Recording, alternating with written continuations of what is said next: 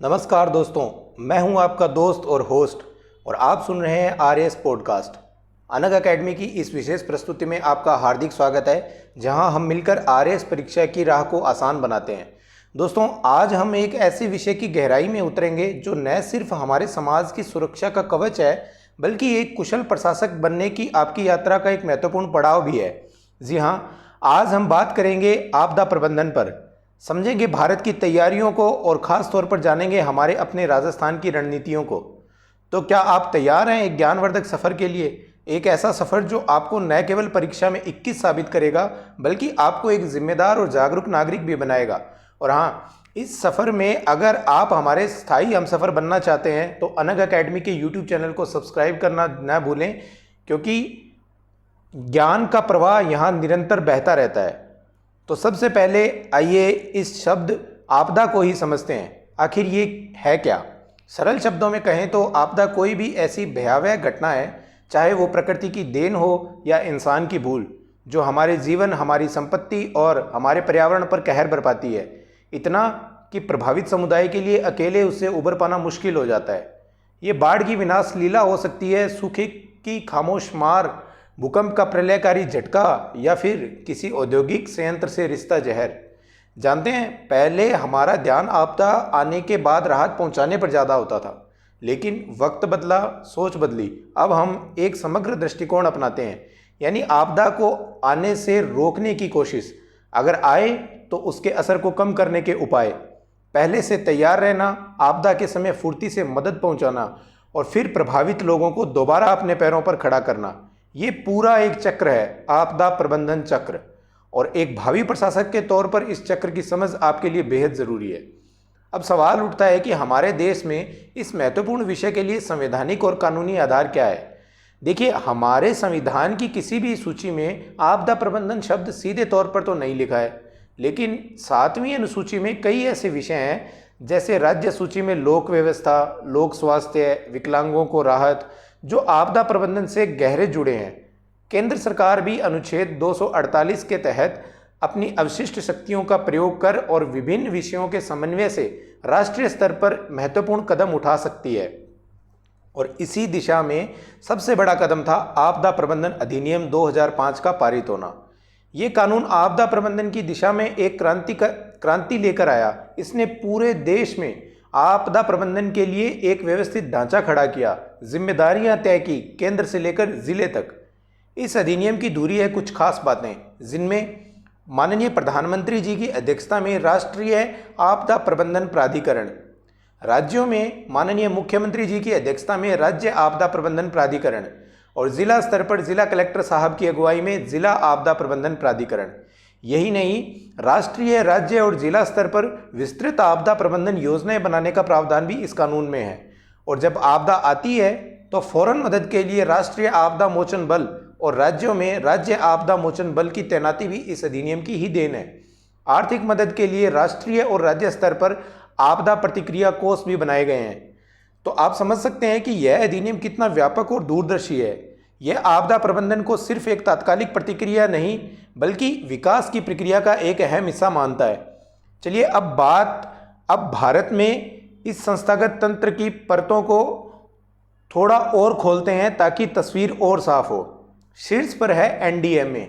ये वो think tank है जो आपदा प्रबंधन की राष्ट्रीय नीतियां, योजनाएं और दिशा निर्देश बनाता है। फिर आती है राष्ट्रीय कार्यकारी समिति। केंद्रीय गृह सचिव की अध्यक्षता वाली ये समिति एनडीएमए के फैसलों को जमीन पर उतारने में मदद करती है।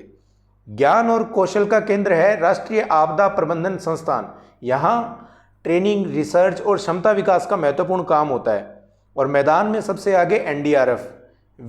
ये हमारे वो जाबाज हैं जो किसी भी आपदा में देवदूत बनकर पहुँचते हैं। इन सबको दिशा और समन्वय देता है हमारा गृह मंत्रालय, जो आपदा प्रबंधन का नोडल मंत्रालय है। और इन सबके साथ कदम से कदम मिलाकर चलती है राष्ट्रीय आपदा प्रबंधन योजना। 2016 में बनी और 2019 में संशोधित ये योजना सेंडाई फ्रेमवर्क के लक्ष्यों को साधते हुए हमें आपदाओं से लड़ने के लिए एक स्पष्ट रोड मैप देती है। भारत की इस व्यापक तस्वीर को समझने के बाद अब रुख करते हैं हमारे अपने रंगीले राजस्थान की ओर। आरएएस के उम्मीदवारों के लिए ये चर्चा विशेष रूप से महत्वपूर्ण होने वाली है, तो ध्यान बनाए रखिएगा। राजस्थान, जैसा कि हम जानते हैं, अपनी अनूठी भौगोलिक पहचान रखता है। थार का विशाल मरुस्थल, अरावली की श्रृंखलाएं, ये विविधता ही इसे कई तरह की आपदाओं के प्रति संवेदनशील बनाती है। सूखा तो राजस्थान की नियति से जुड़ा है, जो खेती, पशुधन और पीने के पानी पर गहरा संकट लाता है। कभी कभी अकाल की विभीषिका भी झेलनी पड़ती है। कुछ इलाकों में, खासकर मानसून में, अचानक आने वाली बाढ़ भी चुनौती बनती है। भीषण गर्मी और लू तो कभी पाला भी फसलों और जीवन को बेहाल कर देता है। धूल भरी आंधियां भी यहाँ आम है, और कोटा, भिवाड़ी जैसे औद्योगिक क्षेत्रों में रासायनिक दुर्घटनाओं का खतरा भी रहता है। ऊपर से सीमावर्ती राज्य होने के नाते कुछ विशिष्ट सुरक्षा चुनौतियां भी हमारे सामने हैं। लेकिन राजस्थान इन चुनौतियों के सामने घुटने टेकने वाला नहीं है। हमारे यहाँ भी आपदा प्रबंधन का एक मजबूत त्रिस्तरीय ढांचा मौजूद है, जिसमें राजस्थान राज्य आपदा प्रबंधन प्राधिकरण, जो माननीय मुख्यमंत्री जी के नेतृत्व में यह प्राधिकरण राज्य की नीतियां और योजनाएं बनाता है।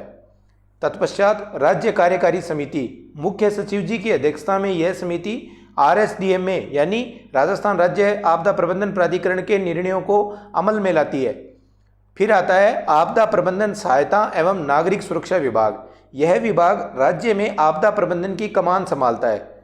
तत्पश्चात राज्य आपदा मोचन बल यानी SDRF।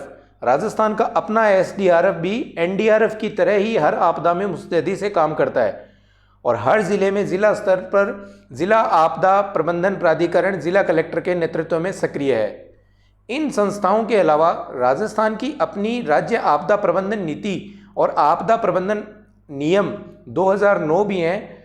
सूखा प्रबंधन पर तो खास ध्यान दिया ही जाता है, और राजस्थान राहत कोष आपदा के समय लोगों को मरहम लगाने का काम करता है।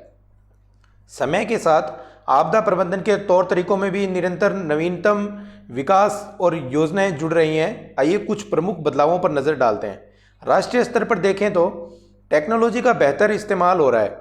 सटीक मौसम अनुमान, सैटेलाइट तस्वीरें, GIS मैपिंग और रिमोट सेंसिंग से लैस हमारी प्रारंभिक चेतावनी प्रणालियां लगातार बेहतर हो रही हैं। जलवायु परिवर्तन आज एक हकीकत है, और हमारी आपदा प्रबंधन योजनाओं में इसके प्रभावों को गंभीरता से शामिल किया जा रहा है। जैसे नमामि गंगे परियोजना में मैंग्रोव वनों को सहेजना, जो तटीय आपदाओं से बचाते हैं। शहरों को सुरक्षित बनाना भी प्राथमिकता है। स्मार्ट सिटी मिशन के तहत आपदा प्रतिरोधी शहर बसाने पर जोर दिया जा रहा है। समुदाय की शक्ति को पहचाना गया है। समुदाय आधारित आपदा प्रबंधन को बढ़ावा दिया जा रहा है, क्योंकि आपदा के समय सबसे पहले मदद आस पड़ोस से ही मिलती है। NDMA ने भूकंप से बचाव के लिए समय समय पर उपयोगी दिशा निर्देश भी जारी किए हैं। और हमारे राजस्थान में भी नवाचार की बयार है, जिनमें राज्य सरकार कारीगरों, विशेषकर राजमिस्त्रियों को आपदारोधी भवन निर्माण का प्रशिक्षण दे रही है। गांव-गांव में आपदा मित्रों को तैयार किया जा रहा है, जो किसी भी आपात स्थिति में फर्स्ट रेस्पॉन्डर की भूमिका निभा सकें। एक बहुत ही ताज़ा उदाहरण है, अभी हाल ही में मई 2025 की शुरुआत में जब भारत पाकिस्तान सीमा पर तनाव बढ़ा, तो राजस्थान के सरहदी जिलों जैसे बाड़मेर, जैसलमेर, बीकानेर, श्रीगंगानगर में एहतियातन कुछ आपातकालीन कदम उठाए गए। इनमें रात के समय ब्लैकआउट करना और SDRF की टीमों को तैनात करना शामिल था। ये दिखाता है कि हमारे आपदा प्रबंधन तंत्र कितना सतर्क और बहुआयामी है। RAS साक्षात्कार में ऐसे समसामयिक उदाहरण आपके उत्तर को वजनदार बनाते हैं। सूखा प्रबंधन और जल संरक्षण के लिए तो राजस्थान हमेशा से ही नई नई तकनीकों और पारंपरिक ज्ञान का अद्भुत संगम प्रस्तुत करता आया है। इतने प्रयासों और इतनी सजगता के बावजूद आपदा प्रबंधन की राह में चुनौतियों की कमी नहीं है। इन आपदाओं को समझना भी उतना ही ज़रूरी है जितना कि उपलब्धियों को जानना। तो सबसे बड़ी चुनौती है धन की कमी। आपदा प्रबंधन के हर चरण के लिए पर्याप्त वित्तीय संसाधन जुटाना आसान नहीं होता है। उसके बाद कभी कभी तालमेल की कमी भी खलती है। विभिन्न सरकारी विभागों और एजेंसियों के बीच बेहतर समन्वय राहत कार्यों को और प्रभावी बना सकता है। आम लोगों में जागरूकता और तैयारी का स्तर अभी भी संतोषजनक नहीं है।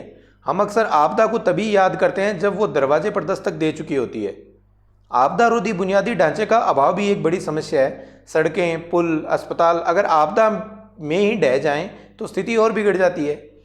प्रशिक्षित लोगों और आधुनिक उपकरणों की कमी भी क्षमता निर्माण में बाधा डालती है। बेलगाम शहरीकरण और अनियोजित विकास शहरों को आपदाओं का एकदम हॉटस्पॉट बना देता है।